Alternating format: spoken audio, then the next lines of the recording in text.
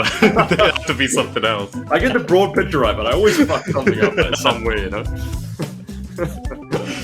It's when I get everything right from the get-go that people are going to get worried. It's like, you know, I'm actually prepared. You just open your bag and your army's not in it.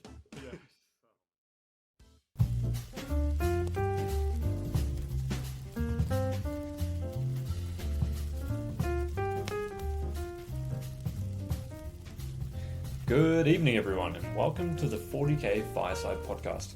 I'm David Gaylard, and I'm joined by my good friend Vijay.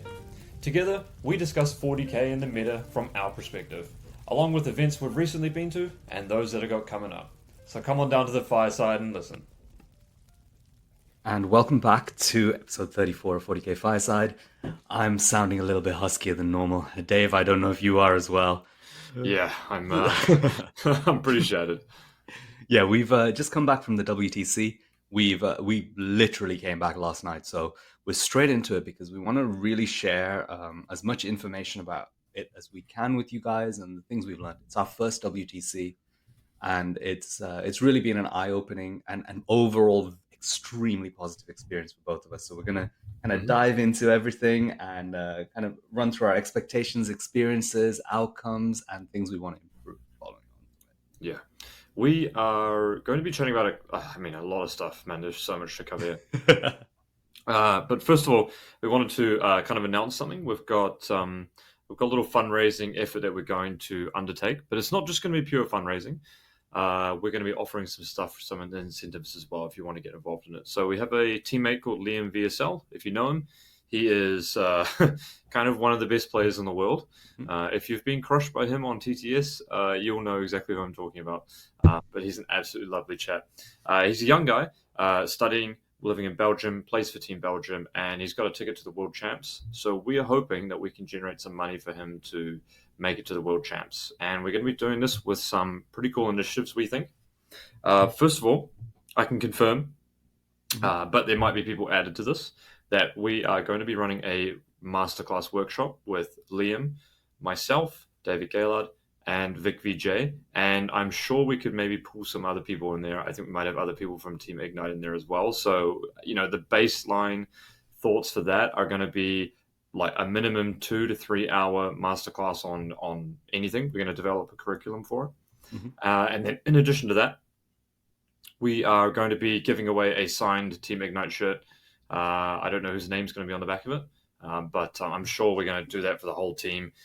Perhaps we'll even take it to the World Champs, and then we'll get everyone to sign it there as well, and then we'll post that off to someone as well. So that sounds really fun. I kind of want to share like that. But if that is something you're interested in, please leave some comments. If there is, this episode's going to go live pretty soon, so if you've got any ideas about things that we could do, something that you might be interested in, we will definitely be taking those on board. We want to get this kind of hammered out in the next couple of days so we can get that going for Liam. But yeah, that's a huge thing. Do you want to start off with the next one, Vik? Yeah, man. I mean, well, that was awesome. So I hope that works out for Liam there. We do have a link to his crowdfunding page regardless if you guys just want to help out, because it'd be really amazing to get a young talent like that able to go to a big tournament. So yeah, I mean, I just want to open up with just kind of putting this out there to everyone who was at WTC. The judges, the refs, the organization was insanely good, but it wasn't just that. I mean, that was the top layer of it, and that filtered down through the rest of the event. This was the best event I've ever been to since I started playing 40k. Yep. The atmosphere was insane. Every single person that I met at this event was so nice. I feel like I'm a part of a massive, extremely positive community, and WTC really exemplified that. Yes. Every single aspect of this, every single thing regarding the quality of opponents that we faced, the actual way the games were played with the missions and the terrain, everything was absolutely perfect. So a huge thank you to everyone involved with the WTC and everyone who attended. Yes, yeah. I would love to extend that as well. I had a personal intervention from the judges as well, which saved my bacon. But I would love to thank the organisers of the WTC. I mean, for me, it was the best event I've ever been to. And Vik and I have been to all of the events, right? We've been to We've been to them all apart from WTC, and this one was so far and above the best event I've been to that it was quite eye-opening in a lot of ways. Mm-hmm. It really is the pinnacle of Warhammer. It's the Mm-hmm. pinnacle of competition, not just for Warhammer, because the game that we play aside, the level of competition and the sportsmanship is phenomenal, absolutely insane. There were, I think, 3 yellow cards in the entire event, Mm-hmm. both the singles and teams. And in the teams alone, I think I calculated it, over 850 games got played. Oh, Over wow. 850 games got played. And that's the best players in the world playing against each other Mm-hmm. for the highest stakes. Mm-hmm. So no matter what you may have heard about top level competition, I think that settles the bet, doesn't it? Oh, You know? 100%. And 100%. in our games, and we were playing near the top for a lot of this tournament. We had zero issues, not a Zero. single one. Our opponents or ourselves, just absolutely zero sportsmanship issues. Everyone was there to win the game in the correct way and Mhm. win it because they deserve to win the game, not For because sure. they found a way. Yep. So it was phenomenal. The terrain, fantastic. I am actually, in retrospect, extremely impressed with how they managed to develop a balanced terrain pack for an event and an edition that had only been out for such a short amount of time. That was incredible. The UKTC took us, in retrospect, took us quite a while to get there, right? Yeah, I mean, I think it's going to be really interesting how the UKTC develops. It's probably one of the most quickest to evolve terrain Yep. sets. Hmm. So it's going to be very interesting now that all the WTC players are back in action and the events are going to ramp up in competitiveness again. Yeah. Exactly what direction that goes. But I've heard good things from the recent Super Major, so I'm hoping to be quite positive that UKTC does compete with WTC in terms of quality. Nice. The refs were absolutely impeccable.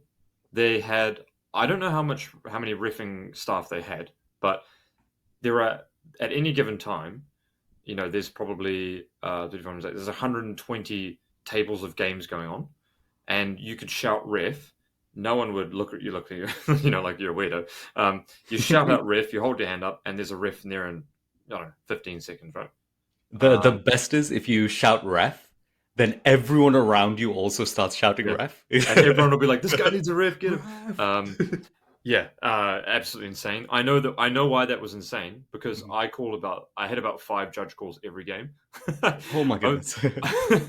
but to clarify, that was only because I wanted to be extremely precise on all the rules. And whenever there was like something line of sighty or something distance and charge, my opponent and I just said, let's just call the judge and we'll just get it done there. So, like, just to clarify, most of mine were just the things like that, right? Like, we had one thing where it was like, do I get the benefit of cover over here, And, some of these you're playing on very little sleep and stuff like that. And everyone was so good about that. Any little rules interaction that I thought, oh, maybe this doesn't work this way, I just called a judge and they sorted it.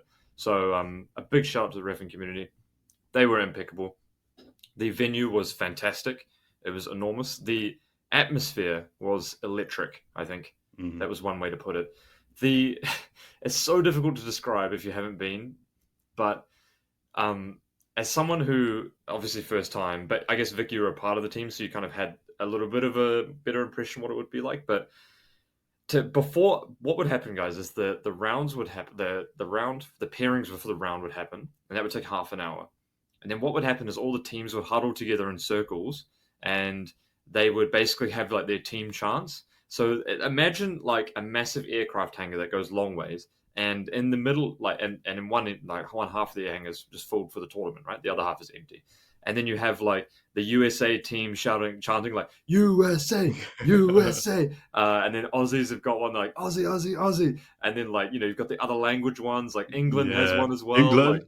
yeah, it was honestly so cool, man. Like that was really cool, and everyone, there was such a sense of camaraderie between the teams that uh, beat each other, or if you lost to a team, no one was like salty or like, oh, we should have, everyone was like, I think everyone whether they drew or won or lost was like, you guys were the better team, Mhm. Yep.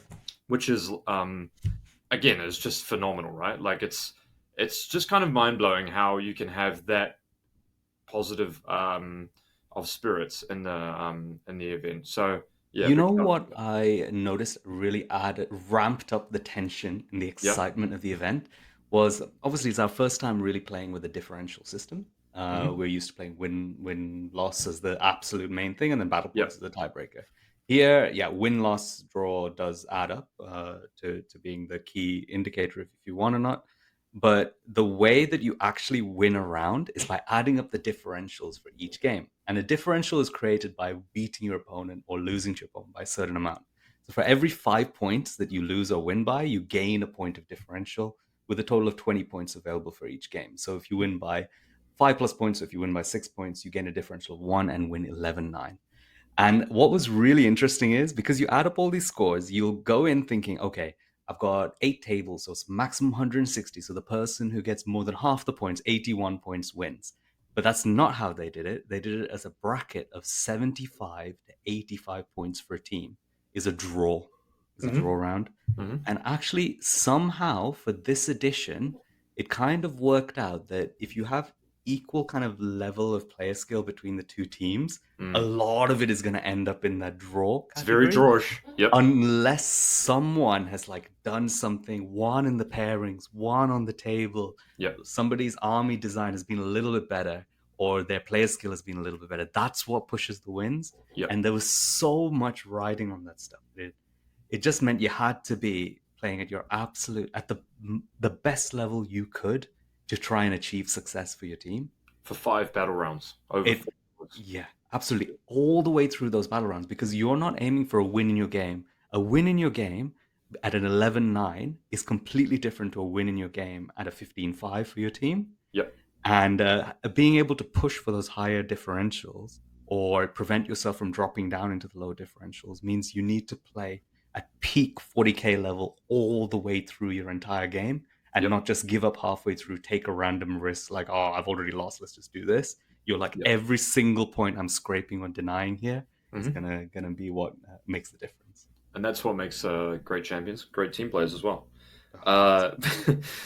I have to give a special shout out to some people because I was in a bit of a spot of bother, actually, unsurprisingly. Hmm, I have so much shit going on in my life on August 2, okay. getting married in September. So, last day of the singles, I found out that my Marines army is not going to be able to be played because for some reason I didn't think I needed to put backpacks on my Marines.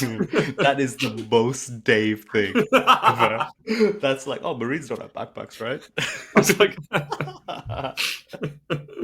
so yeah, I don't know. It's very difficult to describe how stressed I was, Mhm. knowing that I had to play for my team the next day, and my models wouldn't be legal, which is basically I wouldn't be able to play.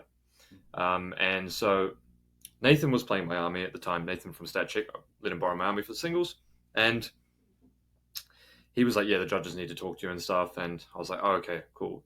And then Jay, Mohawk Jay Middlecoat, who it was so cool to see Jay in a different setting. Mm, He did such a great job at WTC as well, which is awesome.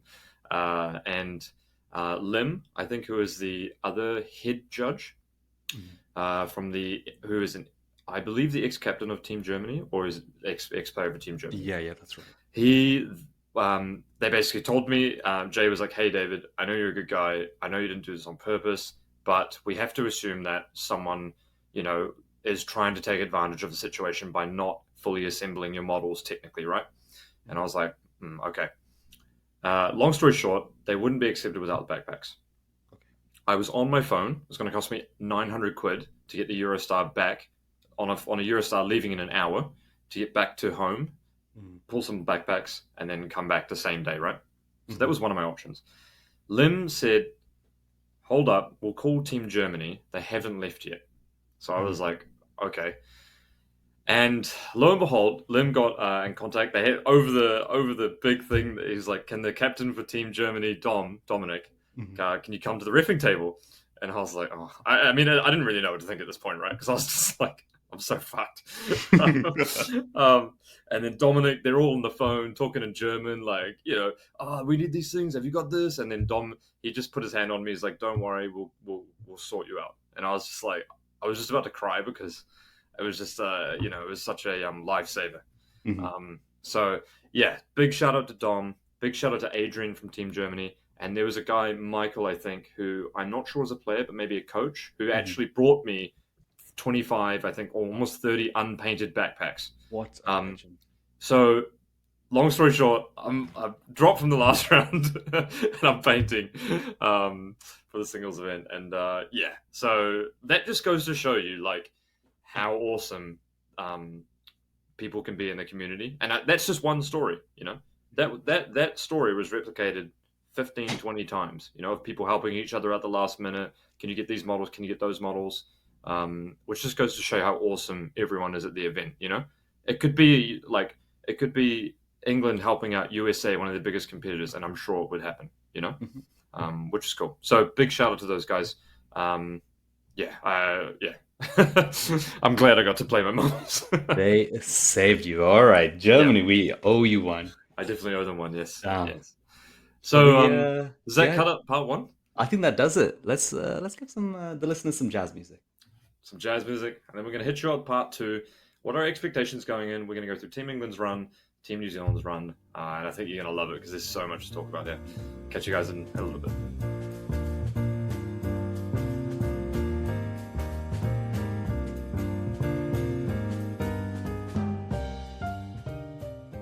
All right, everyone, we're back. We are back. So I remember in the last episode, Vic, we talked about expectations. Mhm. I think this is really interesting for a couple of perspectives. If you're a viewer and you hadn't been following the WTC, I think this would be really cool. But if you already know the results, you know, you probably would have already know what Vic and I wanted to achieve and would have seen them. So do you want to start off with me or do you want to go first on this one? Yeah, you go for it, man. I'm Okay. excited to hear this.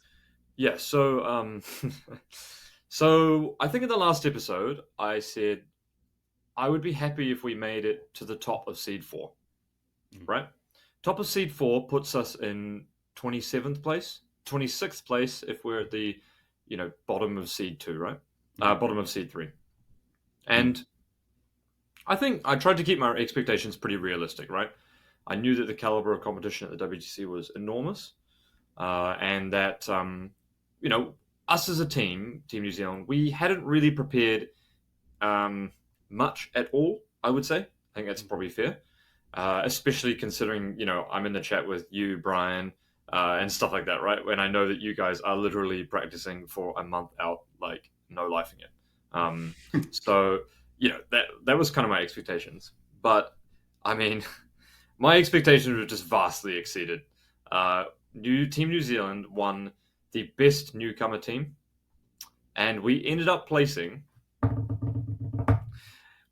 15th out of 36, which That is crazy. I don't know. You can't really compare season to seasons, but that puts us at one of the top teams to ever have placed on a newcomer team.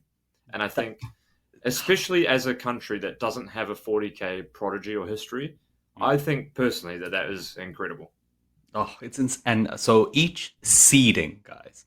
So seeds are what's used to determine how good a team is for the initial group stages of the WTC tournament. It's a very useful metric, really.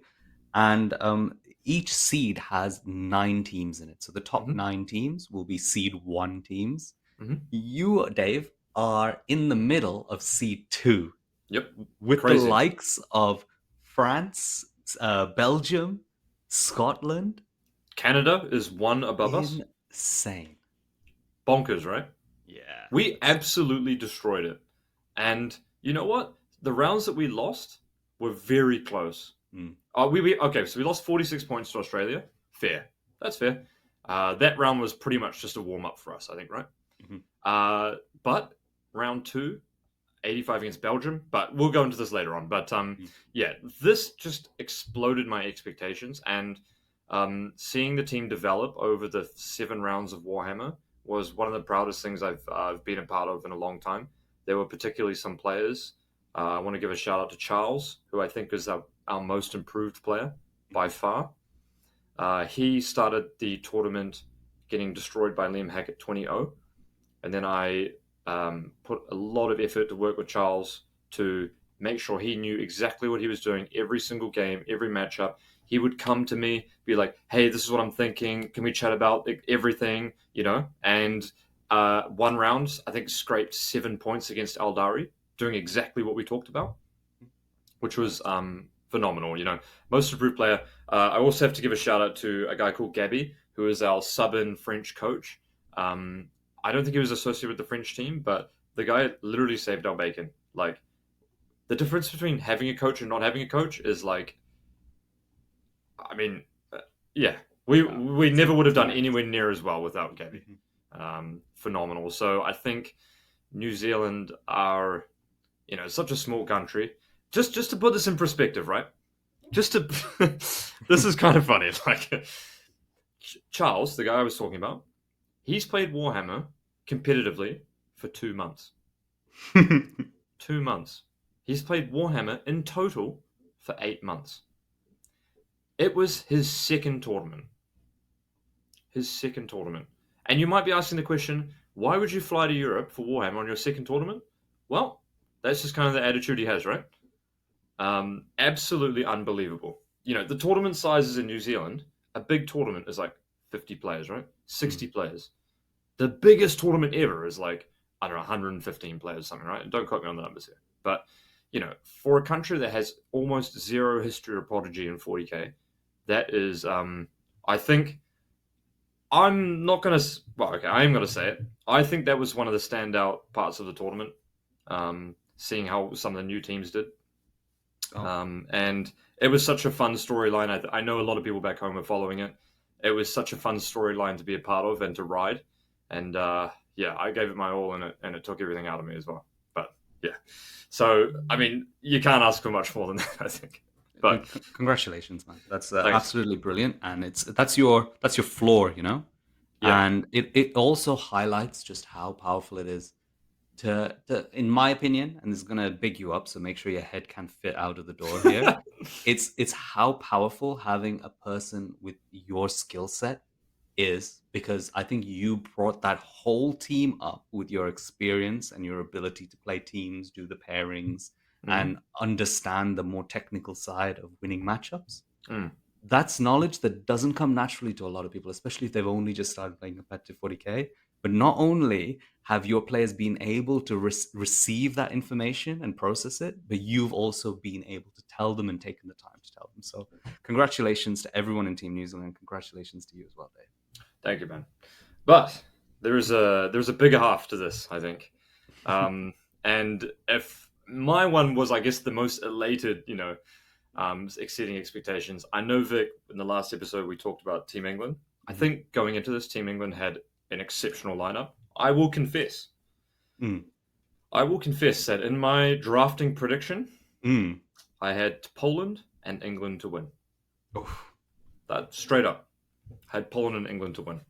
You guys had such a sick team this year. Absolutely stacked crazy. And I thought, and a lot of people thought, that you guys were, you had a really, really good shot at winning this year. Well, I think you could say technically the final game of the tournament, it was England versus Poland. So in that sense, at least we were playing to have a chance to win the tournament. And, I mean, spoilers, loads of spoilers. But England did finish in 5th place here at this tournament. And it's an interesting one because the number sounds bad, like for what we were aiming for, because we were aiming for the podium. Yep. But I've been reflecting on it, Dave. I don't know if it's coping or reflecting, but I've been thinking the expectation should not have been for the podium. The expectation should have been you have to win this tournament, because actually the rankings below that, kind of 2 to 7, are a little bit random depending on what path you took, etc. Yes, I agree. What I am kind of holding on to is the fact that we were playing in the finals almost. Yeah, we were there right to the end, and we were there playing against Poland. And if we won that one, we had a chance at winning the whole thing. Yep. So your last 4 rounds were England versus Austria, and Austria are a good team. Austria were a little bit nuts, to be honest. They finished in 8th. Yeah, the Austria has, I think, the Woback brothers on it, right? They do, yeah. Who are both really good players. Kind of really scarily good, right? Yes. Yeah. Like Lucas Woback beat me in the singles with Necrons. The guy's really good. and I'm Yeah. sure everyone on their team is really good. Like Mhm. Austria are really good, and Mm. then I looked it up. Round 5, you played against France, I think, right? Yep, that's right. France, who were, I think from their perspective, really trying to push podium this year. Mhm. So France have the biggest league, the most amount of money behind them, and Mhm. you beat them 70-90. And then Yes. it's obviously USA, who ended up coming second, who you draw against on the high side of a draw. Mhm. 84 plays 76 for England, which is a really good result. Mhm. And then you play Poland, Mm. which is obviously, one of the pinnacle games. I think England, Poland, Poland, USA, those matchups. All you three played each other, right?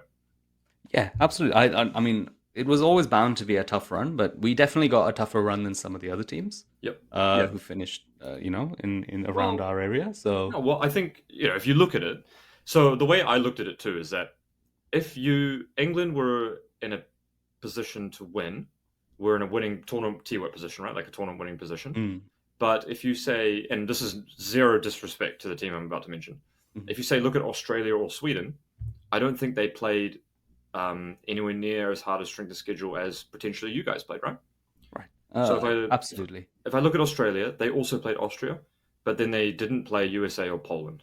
Um, so So, I mean, I think I'm just gonna. So, there's two things here. sure. One is expectations need to adjust because now I understand the ranking system a little bit better. Hmm. Like aiming for a podium is nowhere near as important as trying to win the entire tournament.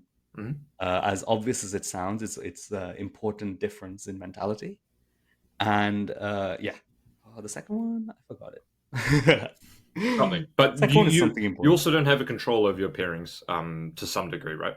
Yeah. Hmm. And it sounds strange because I know we also talked about in the previous episode that 8v8 teams reduce a lot of the variance, right? Hmm. But the thing that I learned also is that you playing 8 games, there's gonna be 3 or 4 swings Mm. in those 8 games, Hmm. and I think some people were right in that the player skill difference isn't as large of a gap, right? Or does it exist at all, right? Hmm. Um, so things like preparation and pairings make a huge difference, and one big swing in a game where you were hoping to get a 5, but now you get an 8, uh, can be really big. Or some swings are bigger than that, right? Some swings are like you're going to get a 7, and now you can get a 12, and it's like, okay, that makes a huge difference when the target area you're trying to hit is a minimum 75 but an 85 plus. So Yeah. let's say you're on 80 currently, you have a 5 point swing in a game, and suddenly you're on an 85 projected, and your coach tells you everyone else to push, right? Hmm. Because you're never going to lose after that, and you're when you're in like the difference between being a team playing for 75 and a team playing for 85 is completely different. Hmm. Hmm. One team is like we're pushing, the other team is like we're holding. Hmm. And you can get those numbers coming in all the way from like turn 2, right? Yep, exactly. So it's crazy. Like being on the high side of a draw is quite telling, I think. Hmm. And having a loss, you really need to look into that. Like we lost against Scotland, which is awesome. We lost against Scotland 69-81, Hmm. which in reality, if a couple things go differently, we're all of a sudden at the bottom of a draw, Hmm. which is really interesting as well. Sorry, I talked over there, but No, no, no problem. I mean, I remember my point now. But the one thing I don't want to do here is also make excuses for the team yeah. and our performances because there are definitely significant areas to improve. And Hmm. personally, going in first time into WTC, my understanding of a lot of things is so different to what I predicted and what I know now. Hmm. So yeah, I'm excited to implement a few things, hopefully with Team England to try and like work with them at least to try and implement some changes that ultimately improve Yeah. our result next year. Should we go through your pairings? Yeah, sure. I mean, Who'd you play around? We don't have to go in depth on everything, but yeah, of because course. otherwise we're going to be here for 4 hours probably. We were in an interesting pod because we had Spain in our pod, and Spain were kind of right at the top of C2. Yeah, So probably one of the more challenging opponents. And Spain definitely. did finish seventh this year, so they're actually an extremely strong Wow. team. Yeah, right. Yeah. So Spain were in our pod. We managed to win our games solidly versus Romania and Bulgaria. Yes. And then we ended up playing in Spain. And in the game against Spain, on our matrices, so this is an area of improvement. I'm going to highlight it now. Area of improvement, matrices. On this matrix, we had ourselves going for the high end of a draw. Mhm. That's what we predicted. Yep. And when we started playing the game, I think potentially they had a similar matrix to us. And they did a thing which was quite eye-opening, which was, look, they don't care about drawing this. Hmm. They either want to win or they want to lose. Hmm. Is the aim. And two of their armies just frontlined and Yep. tried to roll to go first. Hmm. They got both of them and they won both games 20-0. Yep. And this is Taroxor against Alex Harrison, And the winning 20-0. Eldari. And they also won Chris Kinnear versus Manuel Conclave, I believe, Mhm. playing Eldari, 20-0. I mean, Straight both up. of these guys are incredibly good players. Yes. So Taroxor is a very good player as well. Yep. yeah. So both of them incredibly good players, got the first turn, deployed to lose the game if they go second, but they're absolutely smashing their opponent if they go first. Yep. And our players were not prepared for it. They hadn't set up defensively to survive such an onslaught Hmm. or hold on to points because their matrix was telling them that they're not holding on for points. They're actually like getting a good number of points or even a win. Yep. And all of a sudden it's changing. So we basically were almost 40-0 down right from the get-go here. What was the mentality of, because the coaches must have come around right after all the first turn roll-offs, right? Like, what was Camp England like after that? Because that's got to be, I think we're also learning a lot as we go along here because a lot of the team, including coaches, are kind of new players, Yes. new people going to the WTC. So at this point, I was just getting like, how's your game going? That's all. They weren't asking me to do anything ridiculous. So I was just giving my prediction and just it was about halfway through the game. They were like, any points that you can push for is good. Just that soft, English way of saying it. Um, it so yeah, we ended up playing it, and we managed to like express a little bit, I think, of player skill advantage or advantage in our list compositions through the Mhm. other games, Yep. and we ended up drawing, but at 83. So Yep. this was despite the 2-0-20s, Yep. and that's heartbreaking to me. Yeah. That's really heartbreaking because I think we had we definitely had the better lists in my opinion. Yep. I agree. Preparation, no idea, but I feel we also had player skill advantage across the whole team, averaged out, Yep. and they did the only thing that would have got them a draw. So Yep. fair play to Spain. They managed to keep us to a draw and hold a draw for themselves as well. Yep. But I think this is a big thing because even during my preparation, I don't think I understood how you're meant to play in teams tournaments. I. Yeah. When we played in Birmingham teams, like I was playing as a singles player. In these Yeah. first 3 rounds, I was playing as a singles player. Mhm. In all of my preparation for months, I was playing as a singles player.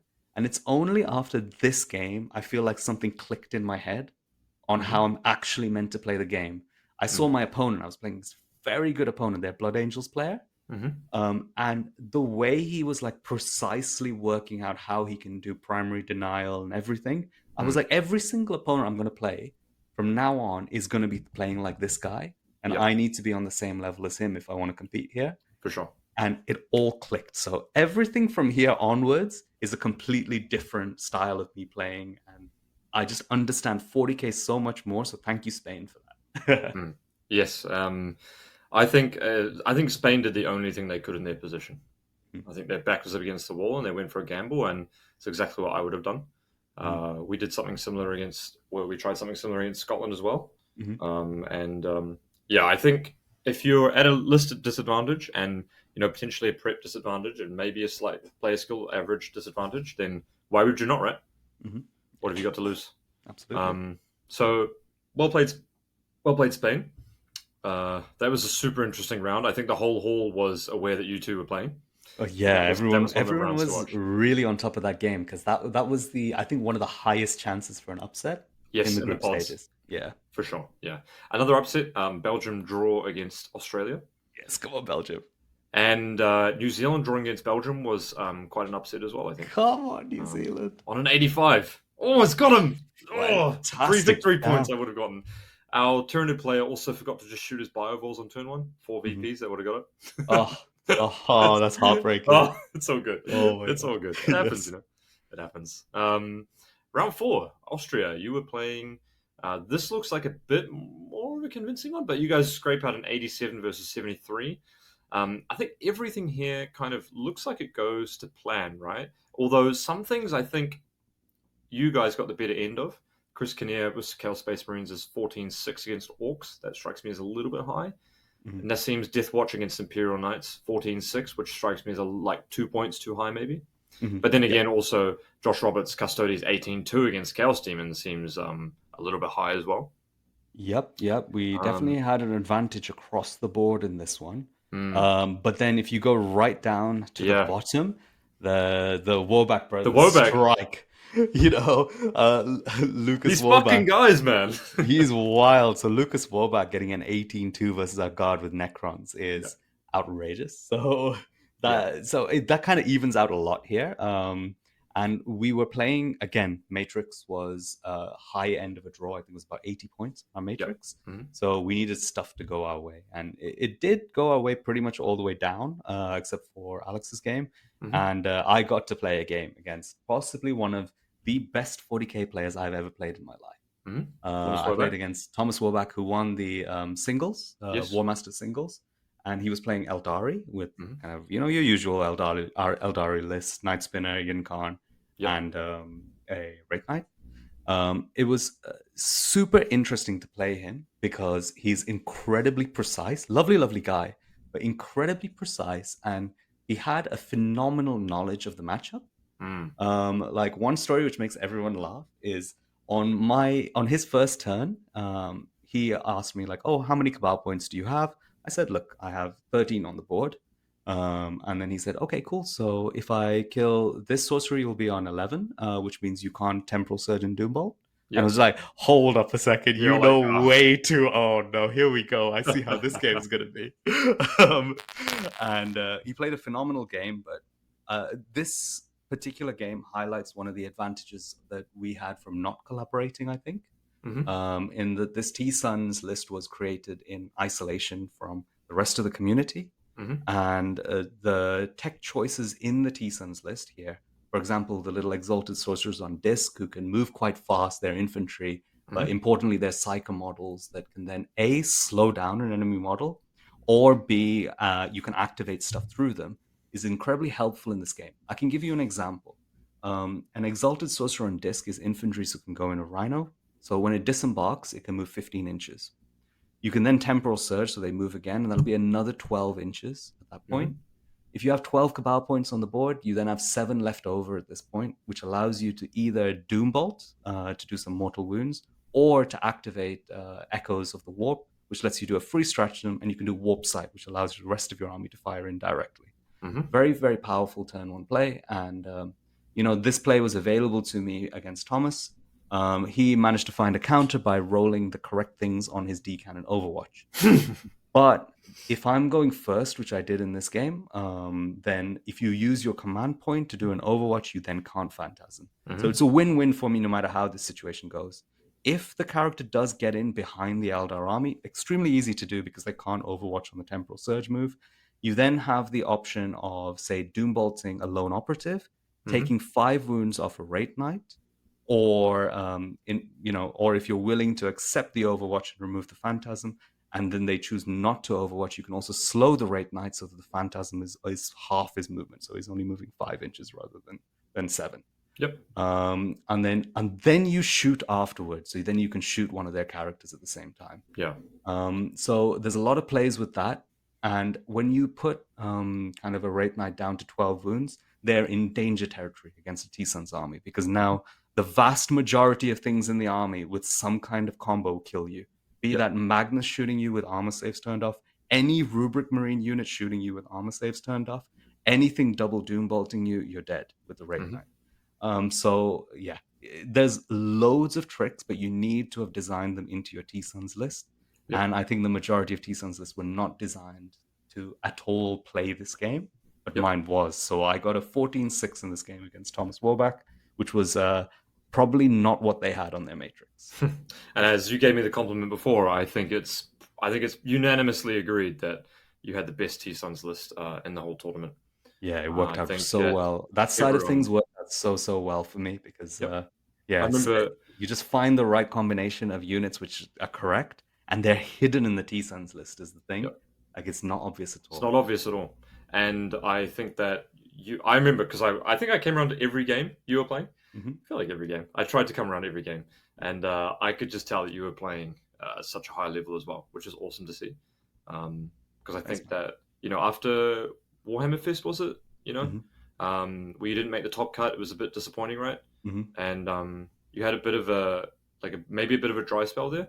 Mhm. And to see you playing so well, I was just like, man, the guy's so good at this game. I was so happy, man. Like especially from this point, like just everything just clicked for me, and Yep. yeah, Zoned joy. in. Pure Yeah. joy. Nice. That's Austria. Got Mhm. the win there. Yeah, that's it. Got him. Got a tiny win on that one. Mhm. I think it's a 1-point win. But it's a nice So big win against France here, who I have to say, Mhm. I don't know if we have many French listeners, so this is probably all right to say. But I think France placing so low in Seed 2 is another big storyline for the year. Mhm. France have a huge league behind them. They have a lot of money behind them. Mhm. And I think one of my takeaways from the French selection process is that maybe the French selection process is maybe not the best way to do things. Mhm. Because, I mean, France have always been a very strong team, Mhm. and they have more resources than potentially anyone. And not placing in the top seed is bitterly disappointing, I suspect, for them. Oh, yeah, But I think so. I They mean, were so well prepared. I'm not trying Yeah. to be mean or anything, but I think they would agree with that as well. Yeah. And England beat France 90-70. This one looks. Is there any big surprises here? Manny 19-1ing Gene Stealer Colt is a bit strange. Ouch. I is Manny's list good against Gene Stealer Colt? That's kind of surprising. Yeah, I mean, this is a key point, because let's say that you got to see Manny play against GSC, Mhm. and Manny got to see, let's say, Brian play against GSC. Hmm. I think both of you guys were like, "Oh yeah, that actually works," but just everyone missed it and went in completely opposite directions. Because Well, obviously Brian would have tried 2 Wraith Knights, and Manny would have tried 20 Wraith Guard, yeah, right? And I'm sure both of them are playing GSC with the Eldar, right? yes. So Well, yeah. I think Brian's list is better. I don't. you do because you have been on that side No, of the no, no, no, no, preparation. no, no, no, no, no. Yeah. Let me rephrase.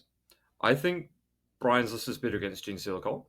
Mhm. I think the double Wraith Knight lists are weaker against GSC in general.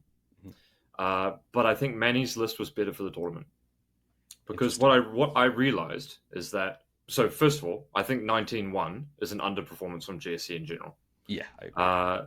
So I wouldn't say that reflects the matchup necessarily, but I think Manny's list was better for the tournament because what I realized is that in so many of the Eldari games, you're going into just total stomps anyway. Mhm. You're just going to obliterate your opponent, and actually having double Wraith Knight is actually better to do that Mhm. because you're going against people that are going to be trying to survive until 5 turns for 90% of your games. Yep. So the one thing that can see into people's ruins is a Wraith Knight, and that allows you just to step on people so much more. So I actually think for the WTC, I think Manny's list is better. I think for a singles tournament, I would rather play the 20 Wraith Guard.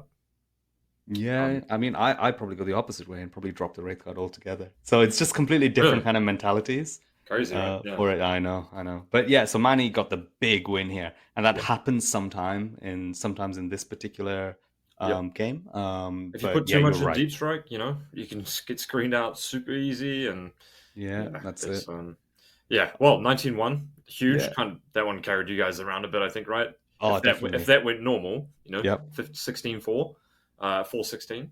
Yep. 6-14. I got around the third time. Then all of a sudden it's a draw.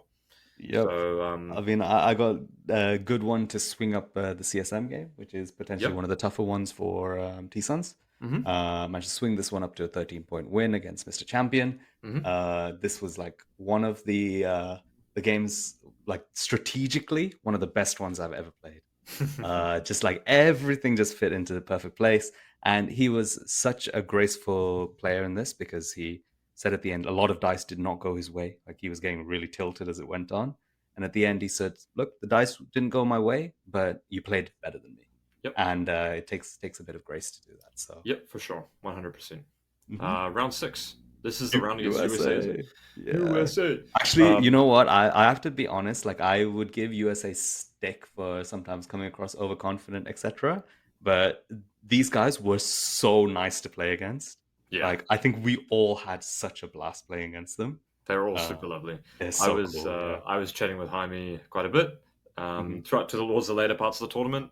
I was like, hey, what are you playing against? And he was like, I played against this. I was like, oh, did you think about this and that? And Jaime's a lovely guy as well because we both played Deathwatch. So he played against Tau, and then I was playing against Tau. So I was like, hey, how did you find the matchup and stuff? Which was really cool. This is a 76-84 draw.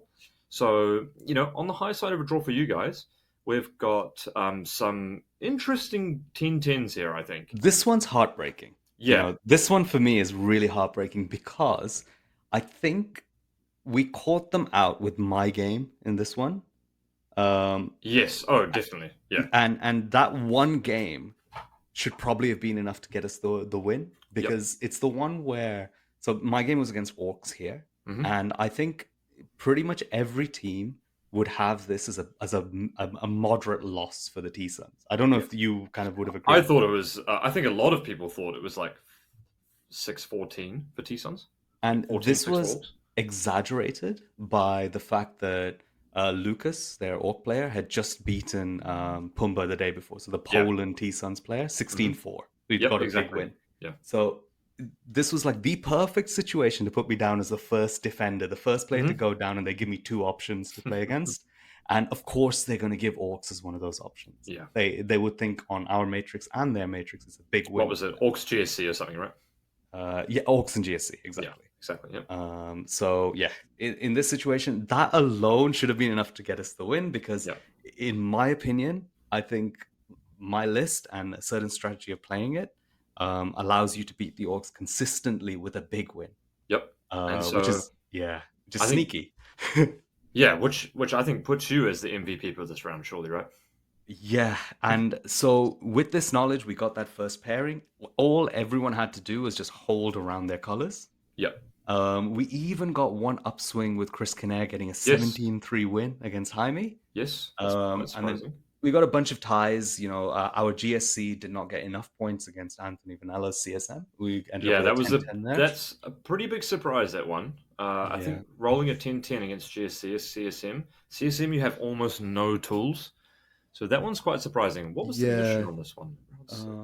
This mission was, it's a really good mission for me against Orcs here. This one is 10 points for a maximum on primary, for holding 5 points for each objective. Yep. And then at the end of the game, you score an additional 5 for each one you hold up to 15. So it's backloaded on the primary, and it can be quite drawy if need be. Yes. Mike wasn't able to push a differential. Oh, sorry, carry on. Yeah, no, I was going to say Max Schuckman playing against Josh Roberts, 20-0, Eldari versus Custodes, which is not the biggest surprise, but you do kind of hope for a 2 or 3 on the Custodes there, don't you?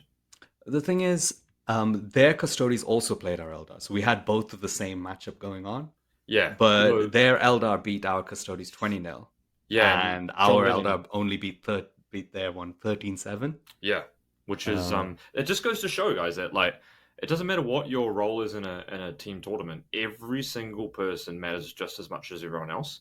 Like John Lennon scraping 7 against Manny is enormous, and then Matt Schuckman 20-0ing Josh Roberts is enormous too. But then at the same time, obviously, Vik overperforming, Chris overperforming, stepping up is huge as well, right? Sean Layden 17-3 against Nassim Deathwatch. I didn't get to see much of that game. Yeah, good effort from Nassim, to be fair, to hold. Yeah, I think Deathwatch doesn't, funnily enough, pair that well into the NIDs. Not into that particular NID list, Yeah, it can be tough. Desolators are not great in that matchup. Yeah, good effort from Sean actually creating that list, because that was one of the standout. Yeah, one of the standout lists I think of the tournament too. I think Brody Milton / I'm pretty sure Eric wrote it. Eric Lathuris's Tyranid list as well was brilliant. Mhm. I think that was one of the standout lists of the tournament as well. So with the game against the Orcs, because I know so many people are interested in this, Mhm. there's one thing I want to say, because what happened was Adam Camilleri on the War Games Live thing said like that we went home, all of us, and all we did, like the entire of Team England, is watch the stream to work out how to be Orcs. Yeah. Which I'm not sure how exactly he got that. But actually, me and Nas went home and we wanted to read any funny comments about his game on stream. Mm-hmm. So there was no like, and that's a very bad use of time. I want to tell everyone, because you finish your game at 8 p.m. Go try to have dinner, and you're trying to do the matrices for the next day by about 10 o'clock. It's people like you that make my life hard. Right, you are not going to want to be sitting down for 2 hours preparing for a game that you very likely won't play against. So yeah, there was none of that. It was, I played one practice game into Orcs before coming to the tournament, and I was lucky enough to have played that one practice game against Lucas's list, which I thought was the best Orc list in the tournament, because it had 9 transports in it, which is a huge amount. Yeah, Lucas has won every single one of his other games. He is in the Best in Faction podcast, and I asked all the guys, and they said he's by far the best player on the podcast. Yeah. And he was a very, very good player. But if the output profiles in my list are a little bit different to most lists, where you say have the Terminators, a lot of Strength 4, Strength 5, and you have a lot of the other European lists, which were running multiple Sorcerers, which is at Strength 5 on their profile, whereas my list is huge amount of Strength 6. And Strength 6 is a very powerful breakpoint to finish off entire bricks of Orcs, and also to push through damage onto the trucks. And trucks are T10? Trucks are T9/10. Okay, cool. Yeah.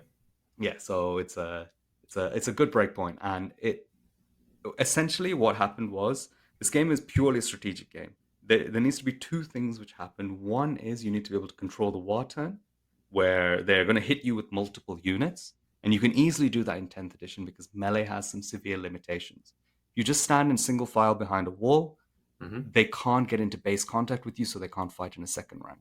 You significantly reduce the number of attacks going to you, and they find it very hard to go through a rubric squad and the character. You often just lose 3 to 4 rubrics. You don't even usually lose the sorcerer. And they have to go for the war turn if that's how they've been playing it against all other T-Sons lists, because they think they'll just overwhelm you. You can't kill all of them, and they'll kill you the next turn. But what if you die on the turn that you go in on the war turn? That's where the problem happens. And Lucas went in on turn 2. I cleared an entire flank where he then couldn't engage me. So then he started playing the mission. And then I killed the next section of the board, which was his deployment zone in this case. And then I killed the middle of the board. And then I just pinned him into his last corner. And if he had known to play completely passively from turn 1, this game is a 12-8 win to the T-Sons. But who in WTC is going to be able to do that or come up with that decision from turn 1? Very tough. It's impossible. So as soon as he pushes into me, it's going to a 16 to 19 win for the T-Sons, if it's played correctly by the T-Sons player.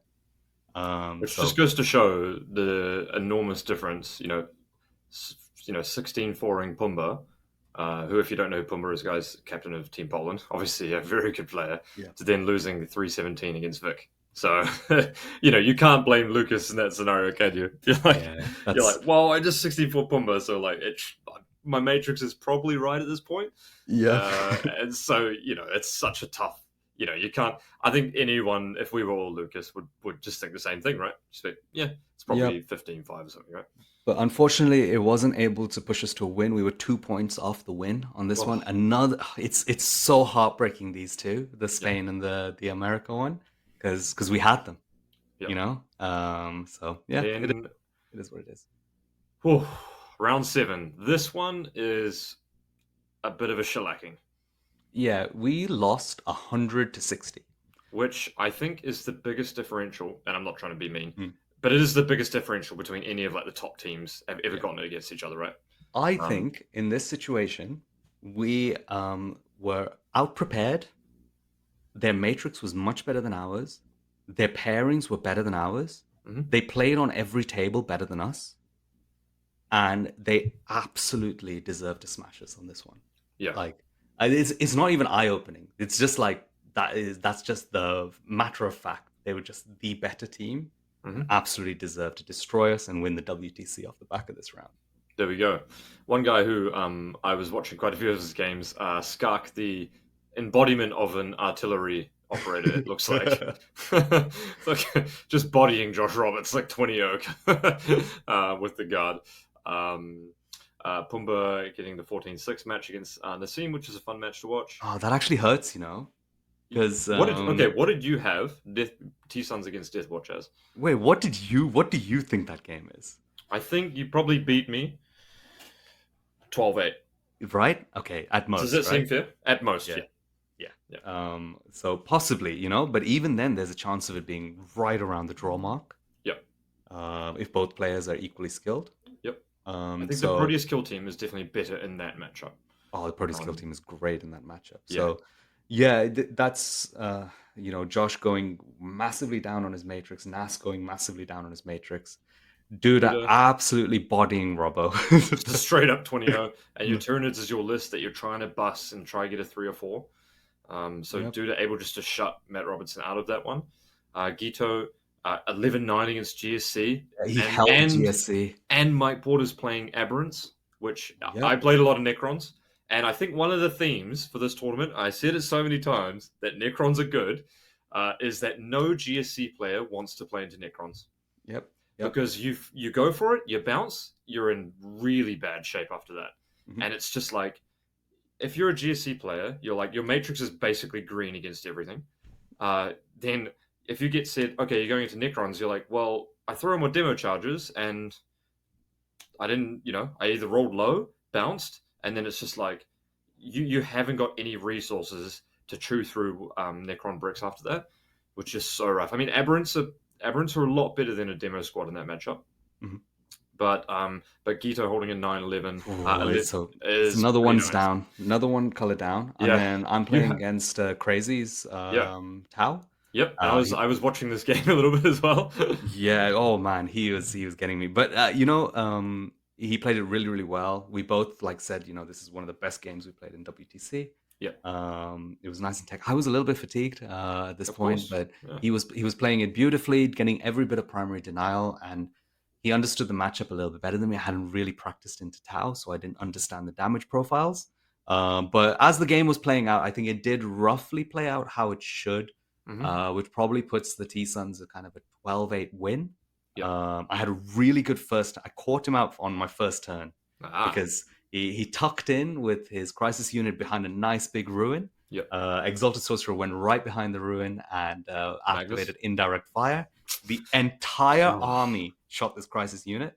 Unfortunately, it didn't quite work out. I killed 5 of crisis suits, I think. So it was one guy and the Cold Star, and they kill 2 targets. Like they go through one Cold Star on his own goes through a Rubric squad because it's and the character because he gets sustained hits on 5. So Those if there's one thing I learned about Tau, it is that squad literally deletes anything in the game it looks at, but it basically does that once.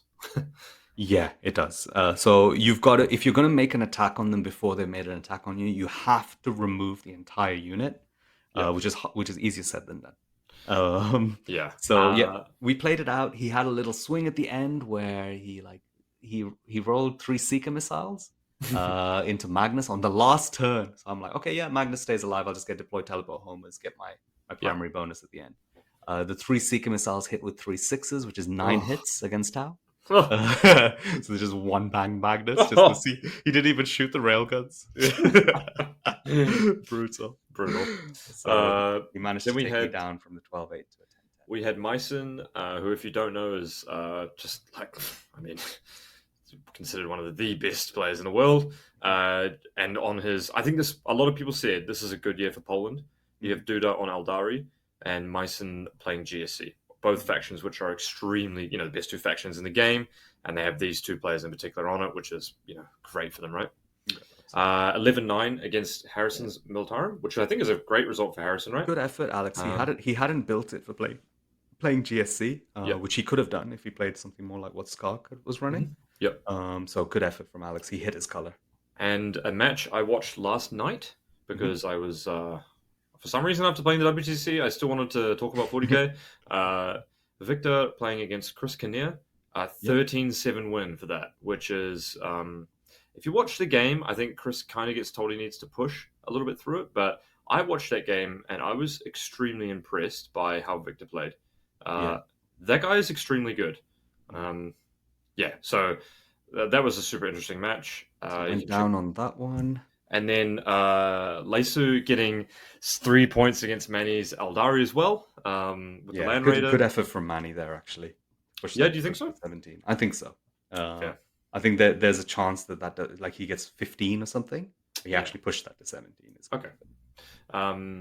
Which concludes the end of round 7. How were you feeling after just immediately after the scores came in? Sort of, what was your initial reaction, if you can remember it? I think we were very happy to lose to Poland. Yeah. Like it was like, yeah, fine, whatever. And I think it just kept reverberating in our minds. Like, could we have beaten USA? Should we have beaten USA when we had the chance? Like, not even Spain. It was just the USA game was really stinging. I guess what would be interesting to hear is if at some point in that USA match, the coaches make the call, we're looking at a draw here, and we need to just take risks, or was it more like we're looking at the high side of a draw, just try and scrap for points? You know what I mean? Because the difference between those two calls may seem small, but it's, I mean, you got to think that if you're on the high side of a draw on turn 3, then you're telling your players, take big risks, Yeah. There was a point where I told the coaches, look, I could get 19 here. Right. And like they were like, if you hit 19, there's that kind of tone. If you hit 19, and it would have won us the round if I hit 19. Yeah. So I think. But did they say if you hit 19, or did they say 100% go for the 19? It's different, right? I mean, it was actually from round 3. Yeah. They said like every single point. Yeah, but that's what I'm saying, right? Like that's different. That's if they just say telling you a score, exactly right. Like if I, as a coach, come to you and say, you need to scrap for every single point, like, okay, great, yeah, sure. But if I come to you and say, I need you to push as hard as you can, regardless of the risk, like, you know what I mean? Like that's two different things, right? Yeah, fair enough. I mean, I get it. It's a bit hard to know, to be honest. Yeah, of course. At that point, when you're playing around that draw mark, you often don't get the information kind of all coming together like that. But that's how important like good coaching can be as well, right? It's huge, right? Just something. No, that was just something interesting I picked up on just then as well, But unfortunately, you're gonna have to think about that for the next year. Yep, that's it. Gonna have to move on from that one. Yeah. Well, Dave, I don't know if you want to pick out some kind of key parts of the Team New Zealand journey. Yeah. So obviously we played Australia first, and they pretty much destroyed us. But so we lost 46-114 against Australia. I think if we played them at the end of the tournament, we could have gotten 60 points. And that just goes to show you how much we improved through the tournament. After round 1, after we got the draw against Belgium after round 2, it was like a completely different team. We were, not only were the players like, they were familiar with the terrain, they're getting used to, like 7 out of 8 players, 8 out of 8 of our players had never played a WTC round before. So basically, round 1, we're learning everything, which I think was cool. So I played a guy called Jeremy. I'm just getting his last name. Jeremy Martino. Lovely guy, man. Super lovely guy. We played the exact kind of game you would want to play in 40k. Technical, tough, but fair and balanced. So Jeremy was super lovely. I think this may have been one of the best games I played, which I was really happy about because I had some very bad rolls in this game. One turn I missed 5 charges. One of those was a 5-inch charge with my Proteus kill team onto his whittled down Terminator brick, which is on his objective that's going to last till the end of the turn and score on 15 points. So, I think on turn 3, before I whiffed massively, it's probably looking 12-8 to me.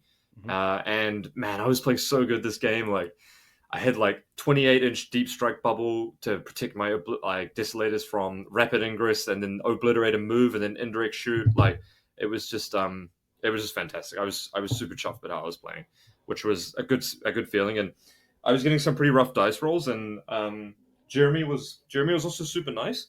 But I just told him, hey man, Win, lose, just try and play well. And that was kind of my philosophy for that as well. So I was, the round, obviously we weren't going to win, but I was just happy that I was playing well in general. Because sometimes I can be a bit hit and miss depending on how serious I'm trying to take things. So it was nice to see that I could get back to my shape, get back to the form. So that was a really interesting match. Congratulations, Australia. Obviously, hands down, deserve it. They were great as well. But round 2, oh man, let's go. I'm just going to preface this. I was up till 2 a.m. every night doing simulations on the pairings. I was up till 2 a.m. doing the sims. As soon as the round's finished, everyone get their matrix in. I was directing the team to, hey, you need to check these lists out. Let me know if there's anything weird. We need to get together, talk about things, everything like that. Doing simulations, investigating all the lists, thinking about strategies, asking other teams what was probably very common for me. I was talking to other teams who had previously played these teams, just because I know kind of everyone sort of. Hey, what did you play against these guys? Like, what do they open with? Who do you think their strong players were? Like, this is the amount of information I was trying to collect. And I think it really shone through because our pairings were very good for us the entire tournament. And I think pairings make just the massivest difference. Skill gap is obviously good, but it's obviously favorable to have. But skill gap doesn't mean anything if you get put into a bad pairing. So we were very happy with the pairings we got against Belgium, and Liam Vissel for our team does the pairings for Belgium, right? And Liam is extremely smart, so I was well aware that they were going to be well prepared. So I had to put in even more effort than usual. But the pairings we got were our Imperial Knights versus their Deathwatch. Okay, that's very good because Deathwatch kind of struggle against Knights. Necron Mirror. Okay, I favor my boy Jonty in that. Jonty has been playing. He played fantastic the whole tournament. Seiko versus John's Tyranids. So Chaos Space Marines against our Tyranids. Good for us because Alexander Seiko is one of the scariest players on their team. And Tyranids were our weakest faction. And if we could just bust them into a drawish matchup, then fantastic. Our Custodes player, who is the newest player, playing their Aldari, he got 8 points. That's 8 points. insane. And so I worked with Charles and coached him through the entire mission. We dissected the mission. We realized that you could deploy your objective marker from the home ruin, cleanse teleport homers. I told him, you pick this table, you put 4 models here, you measure the Wraith Knight. You measure the Wraith Knight 7, and then it moves 10. Every single turn, you take 15 minutes. You put the dice where the Wraith Knight is, and then you establish where it can be, and then you tell your opponent, can this see it, can it not? Wherever it can move, 5 turns of the game, you must do that. And he did exactly that. He actually came back and said, this was the best game of 40k I've ever played in my life. Which granted is only about 2 months of competitive play, but but like a 12-8 versus Aldari, and he's played for 2 months is pretty sick. And then our Aldari got the 20-0 into Knights because, what can you do as Knights in that matchup? You just get obliterated. 20 Wraithguard is so insane against Knights as well. Our GSC actually lost 12-8 to Custodes. And then Liam 20-0'd our Chaos Space Marine player. Oh, no. And then I win 16-4 against Frederick Joubert on Gene Stealer Cult. We have an absolutely lovely game. Beautiful. I was obviously very confident in this matchup. I was very surprised they gave me this one because I played against Yokkel a lot. But apparently they had played GSC versus Deathwatch, and they thought it was like a 12-8 loss for GSC against Guillaume. So I guess I had a bit of X factor that game. But Frederick Joubert was lovely. So we were chuffed on an 85 win that one. And the team sensation after that was like, guys, we almost beat Belgium. Like, what? That was insane. Keeping them to a draw was no one in the room would have expected it. And not only that, you almost won. Almost won. And then we played Portugal, who we were feeling very confident against. This was my prediction going ahead. I was like, the one team I want to beat is Portugal. We beat them 113 to 47. So this one went really well for us. I 20-0'd their Orc player. That was fun. And we had another 20-0 Chaos Space Marines against Knights. And then a 19-1 Aldari against Aldari mirror matchup. That was a pretty sick start to day 2. 1-1-1. We were super happy. Yeah, well done, man. That's a solid start. The thing about it is that you're going to be playing against better teams the next rounds. Because in your pod, you've probably got one team under you, one team well above you, and one team near you. Well, I was very crucially aware that we were going to get matched into some team that would be very close to us, who had performed similarly in the pods, right? Mhm. And we get matched against Finland, who are a WTC team before that they've been to WTC, and so I was a bit worried, right? I was unsure. I was unsure if the Belgian was kind of a fluke or not. Mhm. So we're going into them. Finland were absolutely lovely, and we get the pairings absolutely ace this time as well. Boom. This goes so well for us, this one. We get our Imperial Knights into Custodes, which is good for us because our IK was one of our worst pairers, and it's a pretty drawish matchup, IK versus Custodes, not a huge amount in it, really. We get our Custodes into Astra, the Astra Militarum, which is the full indirect list, which, if it's Skark, maybe we lose 20-0, but I coached Charles there again, and I looked at his table on turn 3, and I thought, fantastic, he's done exactly what I would have done. So Charles gets 6 points against Astra there. I 20-0 their Chaos Demon player. I basically tabled him in 3 turns. I got a little bit lucky on one roll, but he got very lucky on the first turn. So I played super well that one. If you don't, if you remember, Vic, there was a guy with his shirt off. Yes. I played against this guy. Oh, did you? Okay. Do so. And so there's a funny photo of I rip off my shirt at the start of the game, and then we pose down against each other. A super lovely guy. He was playing 6 graded demons, like 3 Lords of Change, Kairos, Be'lakor, Shalaxi.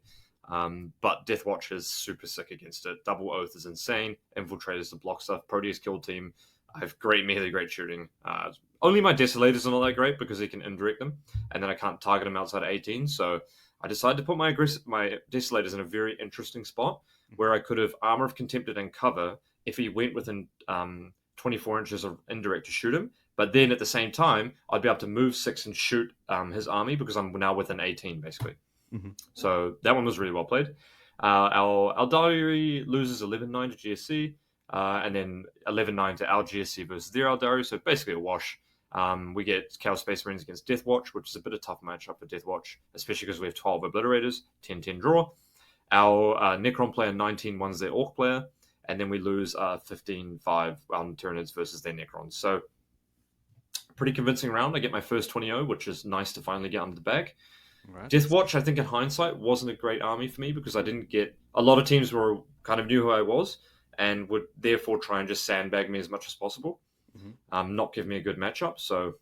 Didn't stop you though, did it? Yeah, I got a couple, but not as much. I would have liked to have been on an army where I could have just reliably 20-0'd or reliably pushed people. So we win that one, which is great, but we've got Italy next, and Italy are a good team. They have had years where they've been extremely good and years where they've been a bit under. They were infamous last year with some sportsmanship stuff, but I'd like to say on record that Italy were lovely. Absolutely fantastic bunch of guys. Every single game we had was just a pleasure. Everyone was super lovely. I'm so glad to hear that. Which is awesome, right? We get our... So one crucial thing that I know, right? So I look through all the lists, I'm studying all the lists, and this is like in the hour you get before rounds, right? Studying all the lists, and I'm like, oh, okay, Matrix looking a bit bad. And I'm like, let me just double check the Deathwatch list. It's definitely got infiltrators, right? No infiltrators. Boo! No infiltrators. That one. First defender, GSC. What do they put into it? Deathwatch and something else. No way. Snap pick, Deathwatch. Yeah. And Charlie and I were talking, our GSC player. I was like, Charlie, no infiltrators. It's just 50 Marine bodies. Should be good. And then 16-4 win for our GSC versus Deathwatch, which is massive. Our IK 16-4 is their Custodes, which is great. 15-5, their Necrons versus our Chaos Space Marines, which is a bit of an upset. Their Aldari 7, I get 7 points against their Aldari versus with Deathwatch. This mission was so bad. There was no objective marker in the middle, and both of the objective markers were in the open. So I spent an hour measuring where this guy's Wraith Knight could go. And I was just scrapping for every single point, every single round. I made a mistake, which in hindsight was dumb because I tried to go for a little bit of a gamble for like a 10-point swing. But given that I was already finishing on 7 and I could have gotten 8, like very comfortably, instead of maybe getting a 9, I should have probably just gone for the 8 play, which is... I kicked myself afterwards because I was like, man, that wasn't the right way to play it. 10-10 draw, IK versus Tyranids. Our Necron player 19-1's their Chaos Knights, which is actually kind of understandable because you go first in Necrons and you block them off all the objectives. And then the Necrons Chaos did Knights. so well this tournament. Oh, I told you, man. I told everyone. I Necrons are good. know you told everyone. I just didn't believe you. Warriors are good, man. They're so Oh. good. Their T-Sun player 17-3 against our Custodes, and their GSC beats our Aldaris 14-6. So an 80-80 did draw against Italy, Fair which enough. I wanted to win that one pretty badly, but you can't get it all right. And then round 6, this was a big round. This is it, man. This is for all the bragging rights. Yes. So obviously, round 6 we play against Scotland, which is obviously a bit of an interesting dynamic because Innes Wilson, myself, and Brian know each other pretty well. Brian's obviously in our team Ignite, and we're on the upswing at this point, right? We just won our round 4. We beat Italy. We dried tight against Italy, and I think oh man, I was at this point in the back of my head though, I was pretty sure we were flying close to the sun here, and we were about to get this was a round. Realistically, we were 100% playing for a draw. I think Scotland were clearly the better team on the day. They had the better lists, they had better prep. Overall, average player skill was probably a bit higher than ours, and they 100% deserved to win. Just a better team around. Our Matrix was looking pretty bad into their match. It was pretty grim. Oh, no. Not only did they have the problem of having Innes and Brian, two phenomenal players, they also had the great Marine list. They had Guard and Tau, and Guard was a huge problem for us. So, yeah, things weren't working great. But there's a cool story I want to share, is that we're at this spot called Beastie Burgers, which is just a spot in Belgium that a lot of the teams went to because they had great food. Would recommend. And we draw Scotland, and we're all sitting down eating and stuff, and I pull the team together and stuff like that. I said, guys, just want to say something for a couple of minutes.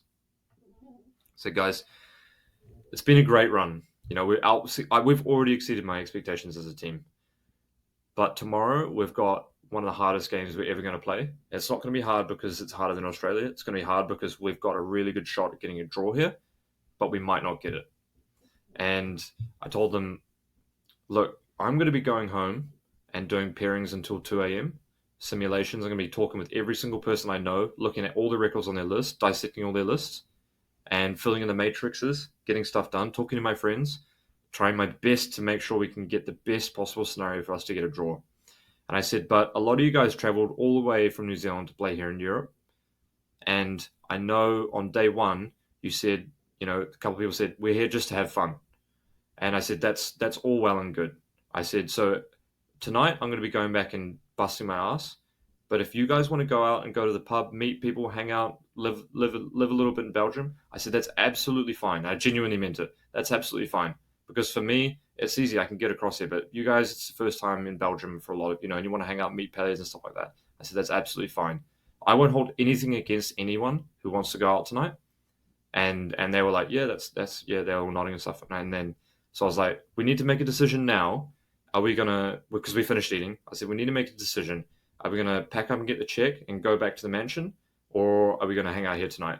And they were like, pack up, get the matrix done, get the pairings done. Let's go. And we all put our fists in the middle and we gave it our all. So that was a really proud moment for me. I was like, you know what? For a team to have changed so much over such a little time frame was awesome, right? Yeah. What a proud moment. Gosh. So yeah, long story short, we ended up getting 69-91 against Scotland. It's difficult to say. I think we outpaired them. But I think it's a lot of times both teams think they outpaired and then some flips happen, right? So it's difficult to say really outpaired, but we managed to get myself in a position where I could potentially 20-0, which is one of the things I really wanted. But the things that we wanted, we didn't get. We wanted to play an Eldari mirror, but Brian very, very smartly dodged that one. And then we wanted to get maybe a bit of a better score against Innis. But we had one of our better lists into Innis, Imperial Knights. I was really hoping we could get 5 out of that. And then we played the GSC mirror, which I was hoping would just be a 10 wash. And then we had Ryan CSM against Eldari, which we were also hoping was going to be fine. So that one was really close. 69-91. I pick up a 17-3 against Tau. Yeah, well played, was looking like a 20-0, but man, I played so well that game. Did you? What did you think about that list? Was it good? I think that list really struggled on the mission. So really cool part, we're doing the tables, and I said, we got the last picks, and I said, Tau versus Deathwatch, because it's all sorted out after the first definitive, right? Who's playing who? And I said, guys, what tables are left? There's a light, a dense. And I say, they've got the last picks. We got third to last. I said, pick the light table for our matchup, even though it was bad for us. I said, in front of everyone, pick the light table for us. Pick the light table for us. Because I knew that on the dense table, the Tau really struggle. And that's just kind of how it went. I was able to shut him out. I went first, which is good, but he went second, so a big backswing on the mission. But if you're able to Desolator with Plunging Fire, a lot of their chaff out, their whole list just gets very static, because you as Deathwatch can just teleport units and then hit their Crisis Squad wherever they are if they have nothing to hide from. So the Proteus kill team there was great, because I could stage him in a forward ruin. He couldn't come out because I could threaten everything. So he was pretty much locked out of the game. I oath a moment his Crisis Squad in reserve, knowing that he was going to bring it on the board to rapid ingress turn 2. That was a shout out to John T. He gave me that idea, which was fantastic, because he did do that. And the only spot I let him, which I mapped out everywhere it could go. If he drops right there, he could get one line to one squad. But then I knew his CP meant that he either couldn't fire and fade and do an Overwatch in the same turn afterwards.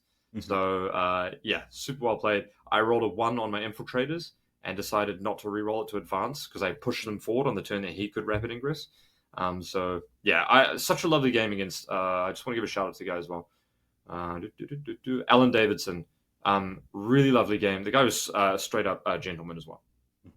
Fantastic. Round 7 against Team Norway. Final round. Losing to Scotland, it left a bit of taste in my mouth. I really wanted to win that one, but at the end of the day, they were just a straight up better team than us. And if you told me that we were possibly drawing against Scotland before the WTC, I would have been like, "You're no way." And I think the only team to maybe outpair us was Norway. They paired very smartly, and they had a bit of a list advantage overall in the Matrix. We ended up picking 95 points against Norway, which to me was quite big. Norway are a good team, and they've improved a lot since last year.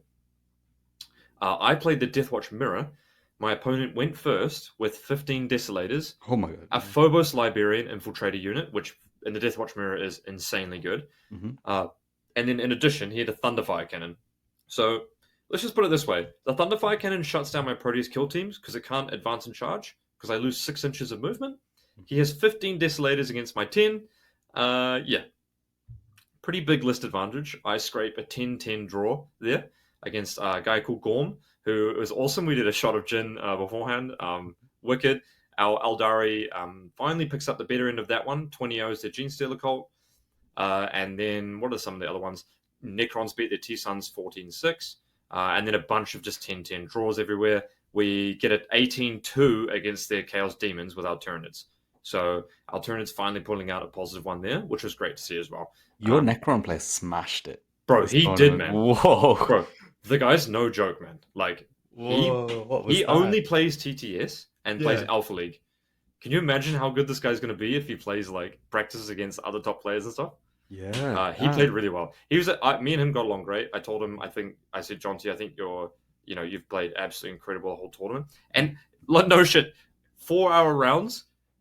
You come there, there's 2 minutes left on the clock. He's loving life. His old Necron army's alive. He's moving everything. He's like, reanimate this guy, do this, having a blast, dude. Typical Necron player, eh? So that was awesome. We end up finishing 15th place.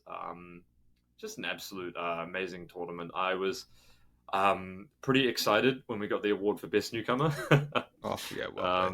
I basically leapt off my chair and let out a big let's fucking go. So, that's immense, man. I was, what a tournament, man.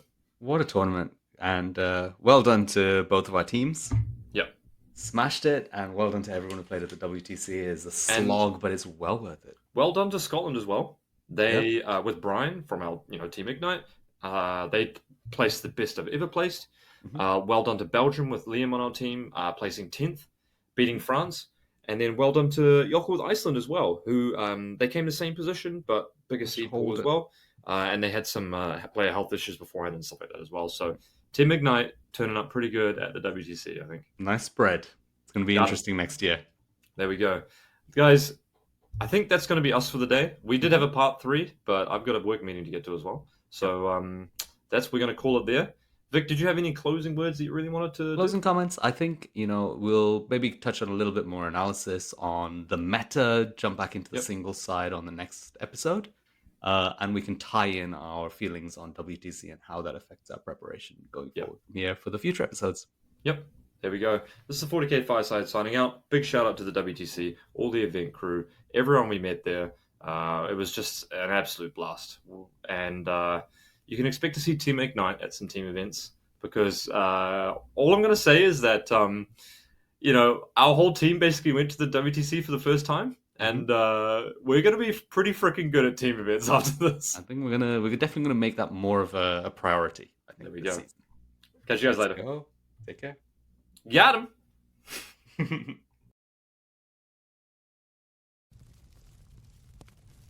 Thank you for listening to the 40K Fireside podcast.